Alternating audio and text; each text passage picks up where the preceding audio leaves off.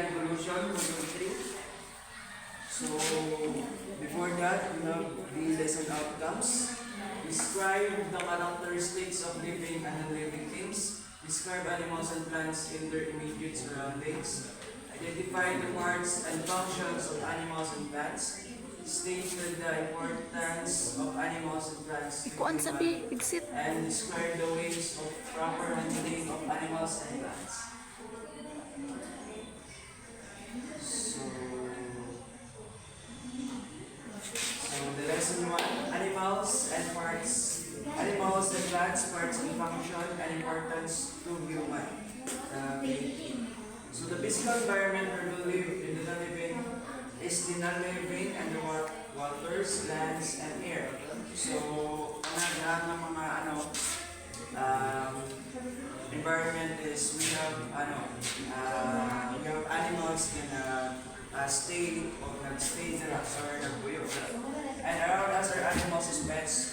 Animals that we grow for food and source of income. So we have animals that kanang pareha sa mga carabao, cows, pigs, and others. And humans are classified as animals. Look at your seatmate and identify the body parts that you can see from head to toe. And do you share the same body parts? You share mo same body parts? Diba and animals nasa yung tail, and some of the animals like kamot, para sa monkey. So kita nasa kamot, no? And next is that the body parts that you and your classmates have are common among land animals. So let us study some animals according where they live. So of course, kasagaran tayo siya makita sa mga farm. Diba sa tuwa naman tayong mga kabayo, and nangigawan is common grass, no? And we also have the carabaos. Kaning horse and carabaos is pwede pa natin din siyang source of meat or usahay na mo gawito na to para source of income, mariada ka, And we have the leopards, or kasagaran na nakita sa jungle. So wala ko tayong leopards na rin. Lantaw lang nag-TV. Diba? And the birds, always present in the sky. Kasagaran, basta maingin po. Kita nyo na ng mga birds, no? And di kanina po mga birds is well known for sila for good weavers. Kay maingin sila mahimog salag, from laya ang mga grasses ba. And then also the dogs. So, kinsa na pet na dog dire? Okay. So, dog is very common sa tuwang balay, no? It's because mura na daw ka personal na security guard. And you have cat. Itong sige gupat sa itong mga ilaga sa morning house. Diba? And also pig. Yung pig. So, okay, isa pa rin sa mga source of income na to. Okay, Bertia, and then some of the karne is Bertia sa market. And we also have the representative from the ocean, the sea. So, mga fish.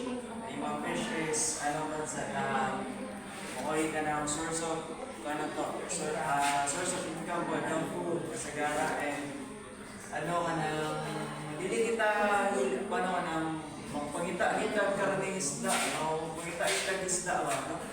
Diba? Hindi kita mabuhay nga, sige, tagdina pa, magtsaw, wala isda, pangita kita. And also, looking at the different about flowers are very refreshing to the eyes. So, a beautiful garden in bloom is for us to enjoy, and let's find out more about the plants of that. So, plants are around us and parts of function of the parts, uses of the plants, and care of the plants. So, let's dig deeper on this. So, we have the parts of a plant. So, as you can see, we have a root system from the top to here, or from the level of the ground or the soil. And then under that is we have the root system. So here in the root system, kung ano yung siya yung mo higo o ganang tubig ito in order for the plant to grow, no? And in growth, kung ano yung siya higo o tubig and stand still lang o saka land. And we also have flower. Helps in reproduction. So, ang bulak mag-help sa pag-reproduce sa plants. And we have the leaf. Performs photosynthesis. And the fruit protects the seeds. Or sa mga plants, ang fruit is mo na itong pinaka-gold. It's because nila tama busog. For example, sa bayabas, di ba? Sa una, paano sa una ka na yung sa lamin yung bugas. No, manigamot ka rin ang bayabas, yung butong kayo. So, and we have the stem, supports the plant. So, kanyang stem niya.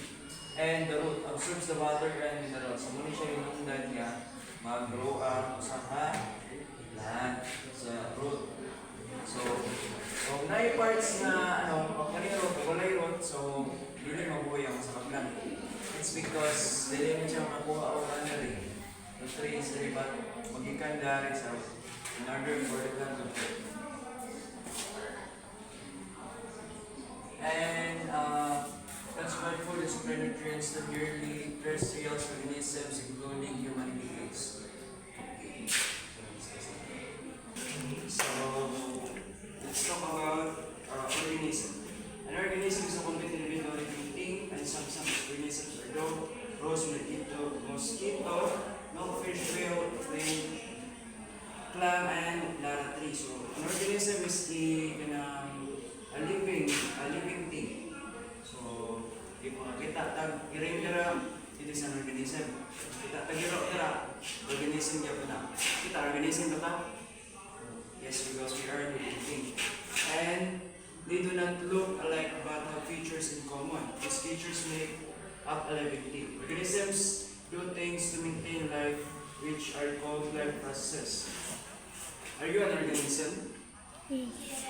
Life processes are characteristics of living things. Growing and increasing in size according to its kind. So we have the growing. So in order to evolve, in order to evolve rather, and responding or reacting to stimuli or the surroundings. So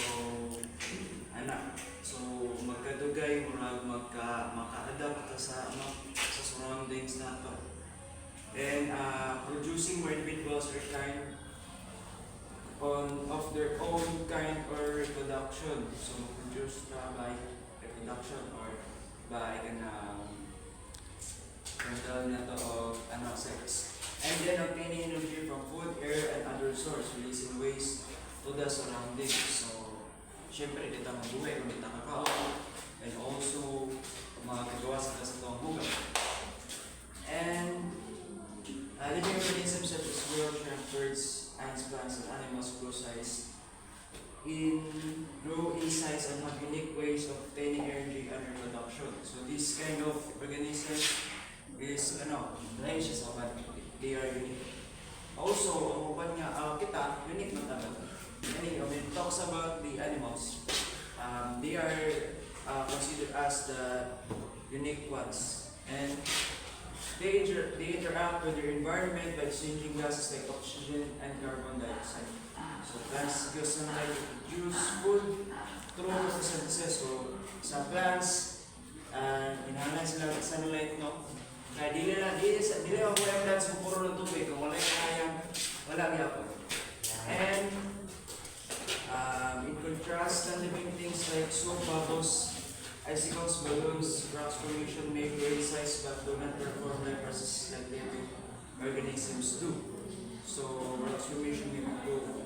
So some non-living things may grow or pwedeng dako, or we have the evidence that ay ba dako, but di wala sila kanang reproduction process in which kanang magkadaghan sila. It's because they are non-living things or non-living organisms. So animals, parts, and their function. So we have the dogs here, and animals have different body parts with specific functions that enable for them to live in various environments.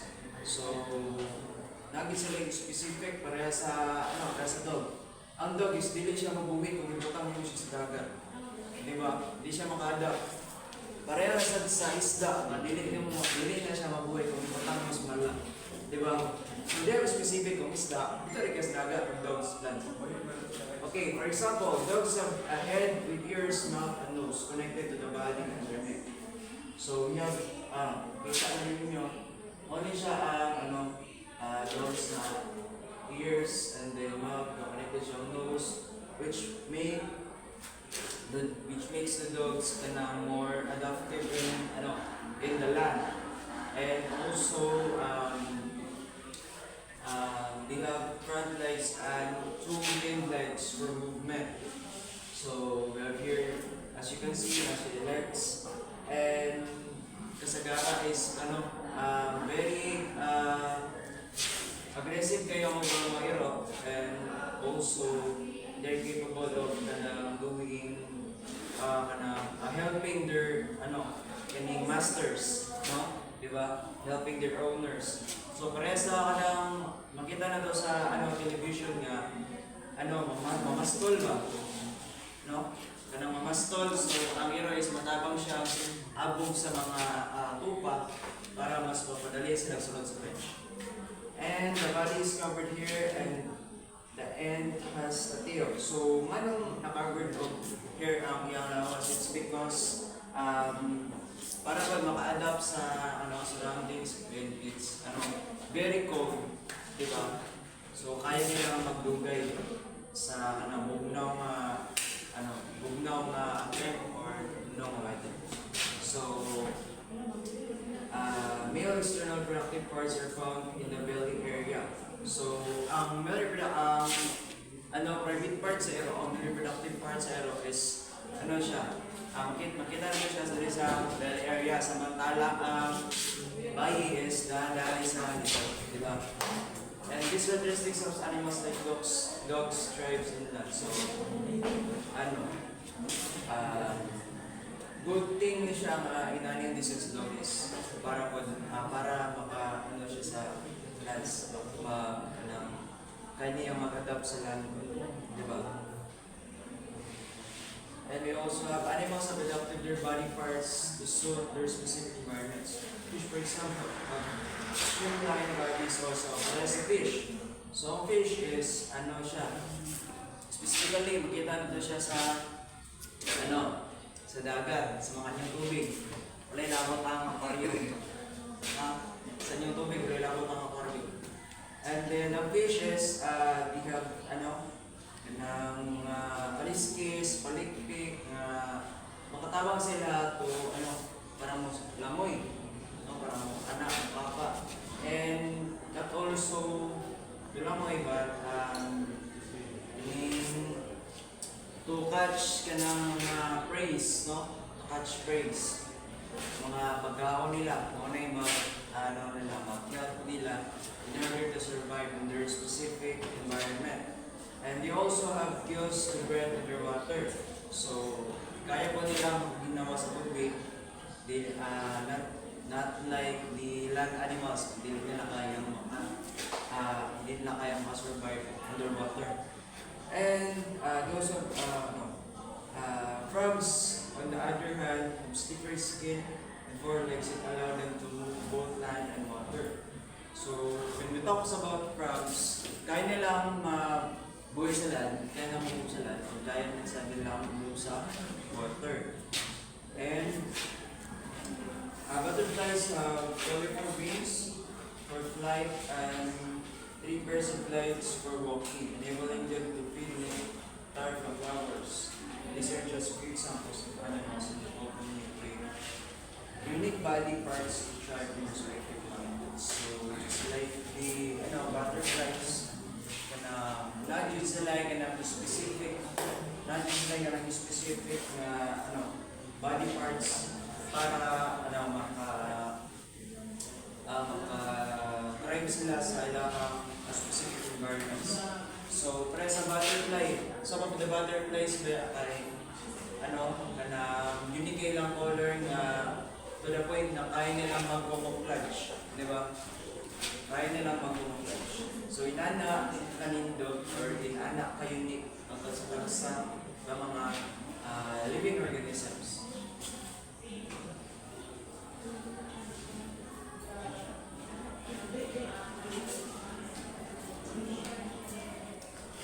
And importance of animals to humans. So, grabe ka-importante ang animals sa tao. It's because muna ito ang katimbang. Ano? Muna ito ang katimbang, source of income, mainana, nakahilap sa tuwa magdugay or survive sa tuwa environment. So, animals are indispensable to humans providing vital services such as food, transportation, medicine, clothing, and protection. So, para sa una, wala pa yung mga mutok, sakit na. So, ito ang nadali is kabayo, kabaw, baka, banana. And then, they also contribute to medicine, fashion, underwater communication. So, animals, para sa mani, karnero. Diba, sa una is, ginagamit, very common yung ginagamit ang sa karnero. Ang karnero pa ito, kung baga kayo siya o kalibo, American Big. Sheep. Kana. So, diba, kailangan, balahibo, kailangan mo is very common sa paghimo o ganay mga silk na makaprovide sa tuwa o different kinds of clothes na makatabang sa tuwa to survive heat temperature or cold temperature. No? And animals like dogs serve as loyal companions, protectors, and lifesavers, showcasing the profound impact they have on human society. So, kaya sa mga dogs, mostly sila personal na security guard, di ba? Wala ta sa balay, dogs are, dogs may mabili. And some dogs, for example, sa itong canine, okay katimbang sa katimbang sa mga police officers to solve problems. So, papasahe ka na katimbang sa mga police officers, kinaknay, kasimot ng mga mga garments or mga things to identify or to know if target is naman. Pareha itong duming sa mongga ni Carmen. Ipakita ko sa inyo yung mga canine ba. So, nindot kayo and very responsive po kayo mga dogs. So, taking care and handling of plants. So, there is sa ito ang para ma-preserve na ito ang environment, makita ang manindot yung mga plants. So, number one na itong imuon is hindi na ito siya bukon. For example is makita ka landscape dara mga plants din. As a human being naatay ka na saktong panahon. So, ato ang role is dapat ato siyang i-preserve by taking care at binga na ito siya padaghanon. Diba? Padaghanon ito siya. And taking care of plants by protecting them from too much sunlight, watering, dry seasons, supporting vines, creating plants for vegetables, planting trees along roads, avoiding forests and tree cutting, and being cautious of plant hazards like spines and allergies. So, para mas sama sa mga nila, i-serve na ito ang surroundings by planting trees. So, I think some of you, pasulay man ang tanong, no? Sa akong kagalingon, sige po kung tanong sa mga kanabali na ulit sa sa mukha. Sige pong tanong, pero dili-galingon niya ng mga kahoy ba ng mga fruits, pareha ng lansones, pareha ng rambutan. So, most of the kalingawan ako sa ako ang papa ko ng mga banding sa bukid. And wear gloves, use scissors and mask when handling plants. Siyempre, we have PP. Wear gloves, use scissors and mask. So, para dili na ito ma-damage ang plants, especially ka ng mga seedlings pa, di ba? And proper handling, yun siya na ka na, mura karton ba, kanda with care. So, and use scissors if magkatak, di lang kaya ito siyang balikan.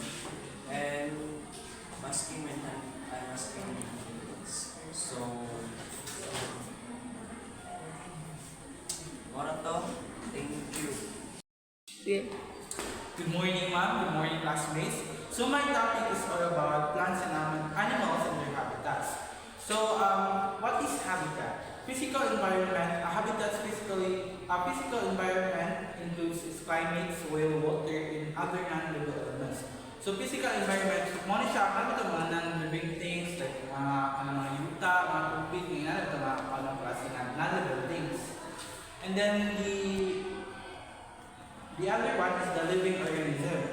The living organism is a habitat that includes all the plants, animals, and microorganisms that interact within the environment. They adapt to the physical conditions and form a unique community. So, one is mga trees, mga animals, like mga dogs, something like that. Basta mga living organisms. So, nasa 4 types of habitats. The forest, ocean, deserts, and grasslands. So the forest is characterized by the dense tree cover, providing shelter and resources for a wide array of plants and animals.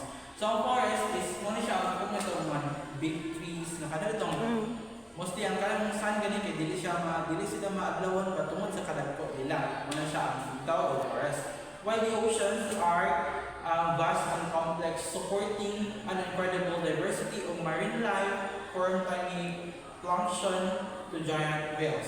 So may mga oceans diri ang mga corals, mga living organism na mga nasa tubig ba? Mga siya mga oceans like mga fish, mga seahorse, ano siya.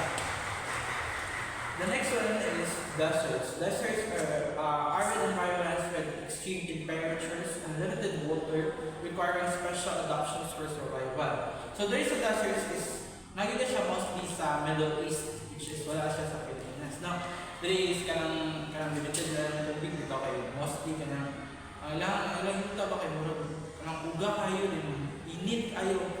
Init kayo murag kanang ang tubig kayo murag dili na kanang wala mo compose na tubig tungod sa kainit nila sa land temperature. So the last one is the grasslands. The grasslands are dominated by grasses and other herbaceous plants, providing habitat for grazing animals and predators. So there is a grassland is purely grass siya. Wala siya mga trees, something like kanang itong mga tagpas ng mga grass. Muna siya muna ang tawag ng grassland. Wala siya nagpupusok ka ng mga trees and something mga plants aside sa mga grassland, pure grassland siya. So the next one is plants and animals in different habitats. The tropical rainforest is lush rainforest teemed with life including towering trees like mahogany and rubber trees, colorful birds like macaws and toucans, and fascinating mammals like monkeys and jaguars. So there is a forest is mostly mga types of animals is yung kasagaran sa mga unggoy na mga jaguars. Mostly that type of animals good kay survive sila in that kind of environment sa forest. So next is the ocean. Oceans support a vast array of marine life, including vibrant coral reefs, teeming with colorful fish, majestic whales like humpbacks and blue whales, and fascinating creatures like sea turtles and dolphins. So sa oceans is dili din sila ang mga marine life, like mga dolphins, kasi mammals. Nasa mga killer whales, aside from that, nasa sila yung mga sea grapes, or sea grass, example sa ocean. The deserts are harsh environments with unique adaptations. Cacti like saguaro and prickly pears thrive with water storing capabilities, while desert animals like camels and scorpions are adapted to survive extreme heat and limited water. So this type of animals is kasi na mga mammals sila is survive sila without kanang support of water. Even though dili kasi sila makainom ng tubig. still makasurvive pa po sila. Mostly nila ang mga moles like ang mga camels, mga mga scorpions, nasa mga different types of snakes na makasurvive sa deserts. Also, nasa sila yung mga cactus, isa sa mga bukid sa ilaha sa deserts. So the last one is grasslands. Grasslands are home to grazing animals like zebras, wild beasts, and gazelles, along with predators like lions and cheetahs. Tall grasses like buffalo grass and blue snake provide cover and food for these animals. So there is a grassland, there is mga lion, mga tiger. Kanina yung grassland, mag-iinimo na kanang silbi ito taguanan nila para maghan sila ka ng mga food or mga predators na lang silimahan. So the adaptations of plants and animals to their habitats. The plant adaptations is plants have evolved unique creatures to thrive in their environments. For instance, desert plants like cacti have deep rocks and thick, waxy stems to conserve water. Ano siya? Ito mga plant adaptations like may isang part sa mga plants like sa deserts na mga cactus nga. Bisan kung kanang mula sila ka ng mga rainfall or kanang mga tubig ba nga support sa plants, still makasurvive sila. While the animal adaptations, animals have developed remarkable adaptations. Arctic animals like polar bears have thick fur and black fur for insulation against cold temperatures. So lagi sila may nga klase ng animals sa camouflage sa common adaptation allowing animals to bend into their surroundings for protection from predators or to ambush prey. So example sa polar bear. One time mga polar bear no, kanailangan ka ng balhibo nila nga pagkayo ka ng baga.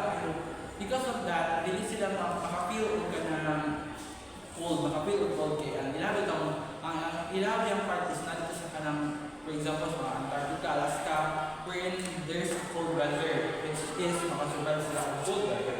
So the last slide is threats to habitats and conservation efforts.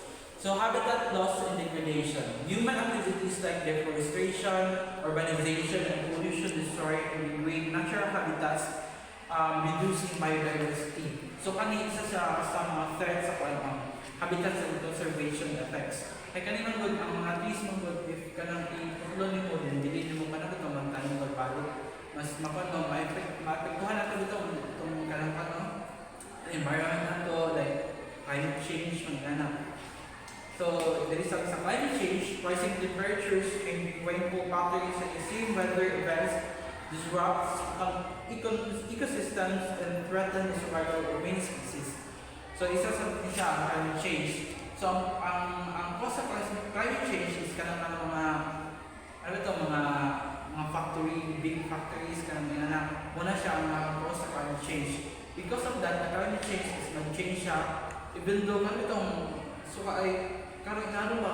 this time dito kanang init kayo, sobrang init. Unlike this past few years na grabe ang kanang even though matulog ito sa isa aparato bisa init kayo, di ka happy o di mo siya ma-feel ba.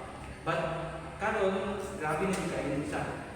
So invasive species. Introduced species can outcome native organisms, disrupt food webs, and alter ecosystem dynamics.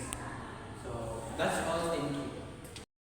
Good morning, ma'am. Good morning, classmates. I am Angel Masong and I am going to report the lesson 3 entitled Reproductive Structures of Animals and Plants.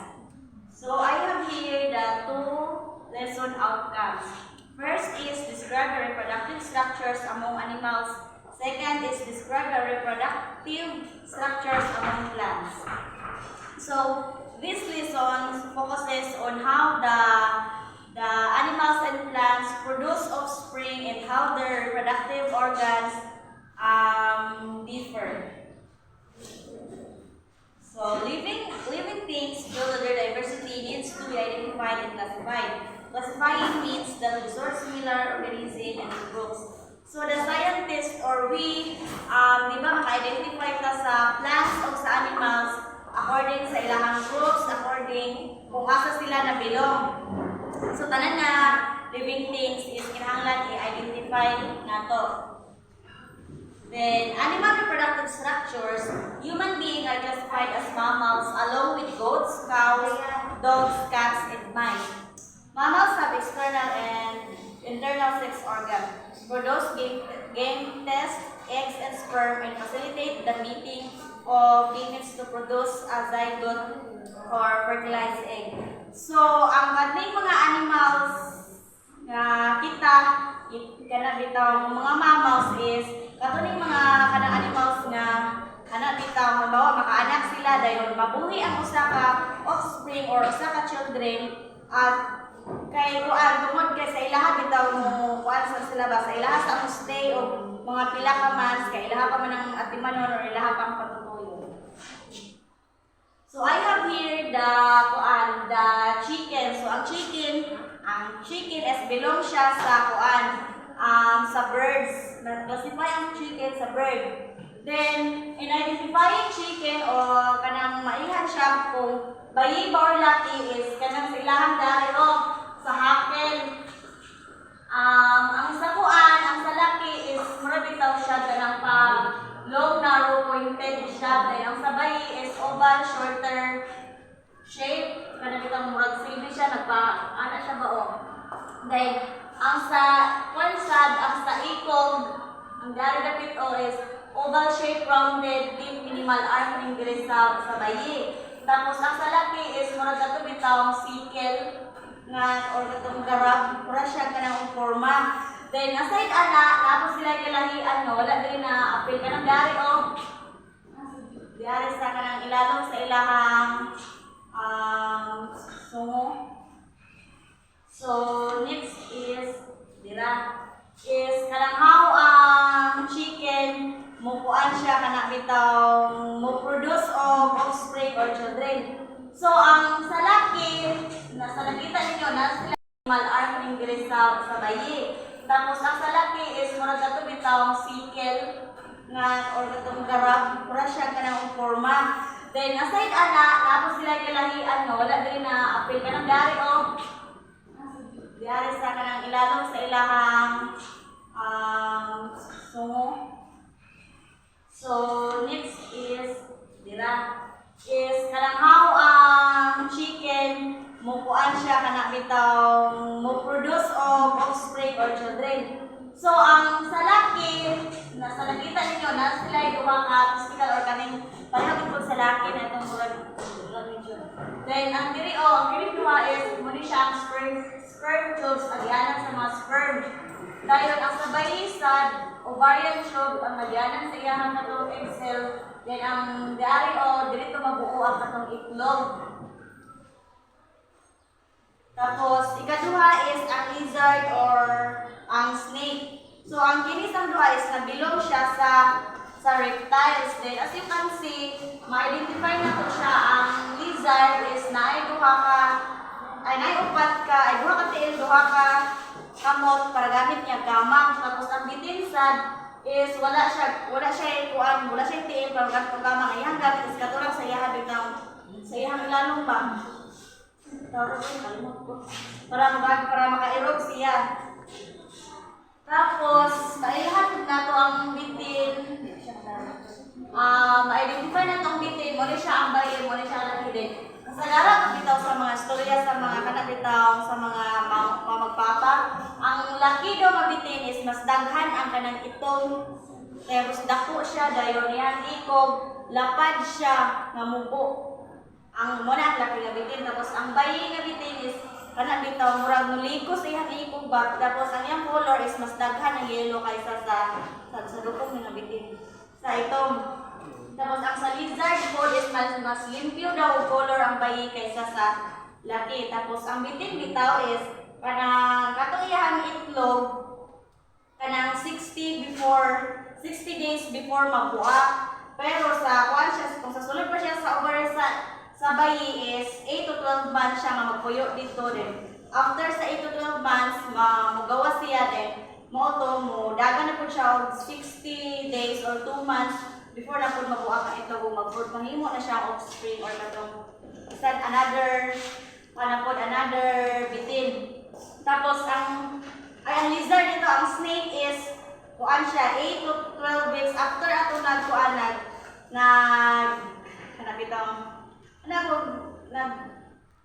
kuan ang bayog ang laki, 8 to 12 weeks mabuo siya sa tiyan. Dayon, after atong 8 to 12 weeks, mugawas na po siya. Dayon, nahimo siyang itlog, dayon mo 45 to 70 days na po siya before siya mohimo na po kuan another kuan kanang offspring. The next is kining baki. So kining baki is nabilong ni siya sa amphibians. Then external fertilization where the female releases her eggs from her body into water. Then the male releases his sperm to fertilize them. So di ba kana makakita tag mga baki kana bitaw mga itlog sa baki kana special sa mga basakan. Di ba naari siya sa mga daplin-daplin. So mo to siya kanang mangitlog ang baki dito nga bayi. Dito po dapat banda dito mangitlog ang laki kay aron bitaw ma-fertilize gihapon ang duha ka itlog. Adili siya duha ka ng mas daghan kay daghan man sila itlog. Tapos ang baki na siya duha ka ovary nga nag-produce og eggs para mo release og ganang mga milya. Dayon, next is fish. So ang fish, nabilong siya sa fish. Fish reproduce by rearing live young or by laying eggs. So sa kuan siya sa magbuhat pa sila og offspring inalis ang ilang forma. Tapos inig maguros na sila, di ba kay kanang mga dagko bitaw lang tiyan, di ba dili na ingon nga na sila kay nasa ubos na bakba na nila ipagawas. Pero ito na lang. Isda na dito. The next is ang worm. So ang worm is nabilong siya sa invertebrate. So ang kuan pod, ang worm sad is the male cells on each worm then fertilize the female cells on the other by exchanging sperm. So mag-exchange sila ng sperm kay halimbawa mo niyang laki sa babaw. Nadiri ang ulo, din nadiri ang kanang sa ubos na part sa laki din ang sa baikod, nadiri ang ubos na part, nadiri ang sa ulo. Bunya sila magana silang maghintupot silang kuan ba? Ang bayog laki aron bitaw maka mag-exchange ang ilahang kanang ilahang sperm ug ang egg. So next is dire sa insect. So ang insect is nabilong stab siya sa insect. So a male this produces sperm and a female ovaries produce egg. So ang pareha gyapon sa tao na gyapon sila sperm o egg nga mag-produce aron makahimo og another offspring. Then next is the plant reproductive structure. Plant reproduction is the production of new spring in plants. So ganina sa animals dire sa sa plants. Then I have here the two kinds of sa plants, sa flowering o sa non-flowering. Pero nakawala na sense ninyo nga sa flowering bitaw kaban kanang kuan siya nang pollen is moved from one to another. Good morning, classmates. I am Mauro Social Sumalpong. For the next morning, I am going to report lesson 4, common characteristics of animals and plants for classifications. So we all know that there are millions of different species of animals in many places around the world. So kabalo ta jud nga dagko kay animals na atong makita sa mga palibot, nagkalain-lain siya mga nasir, nagkalain-lain size, body covering, sa lain-lain na characteristics. So natay tawag og vertebrates and invertebrates. So in order to classify animals, we have vertebrates. So vertebrates, it is the animals with backbones. Mao ni ang vertebrates ka mga animal nga naay backbones. Pareha ng mga mammals. Dayon, ang atong mga backbones, mao ni atong gitawag og invertebrates. So there are 5 major groups of vertebrates. We have mammals, birds, reptiles, amphibians, and fishes. So kanang lima naglain sila og characteristic in body covering, breathing organ, warm or blood-blooded ba siya, o ang kanang yun sa nila pag-reproduction, then kung asa sila tapuyo. So first is ang mammals. So ang body covering sa mammals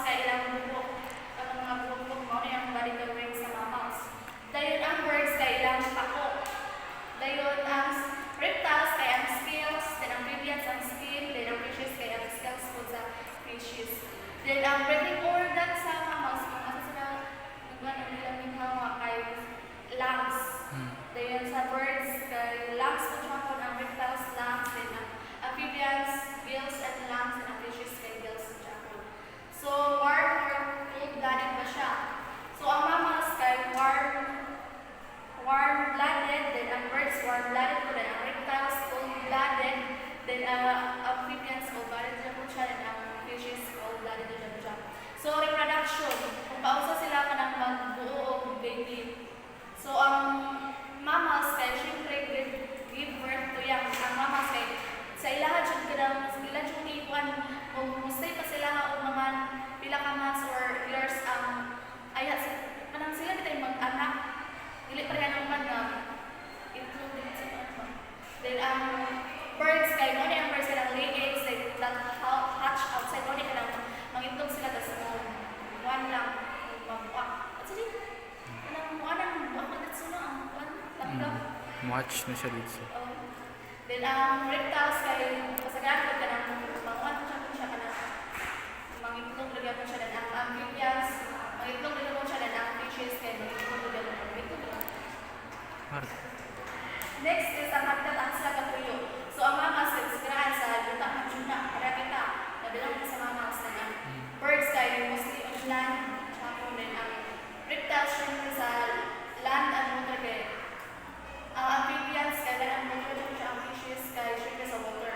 So ang example sa mammals. So ang example sa mammals kita, human, then kanang mga shores, monkey, o tarsier. Then sa birds, syempre balong kita, example sa birds, parrot, dove, yan tas ang reptiles, so example ng snake, alligator, then amphibians, kanang mga frog, ang fishes kay shark, catfish, and snail. So next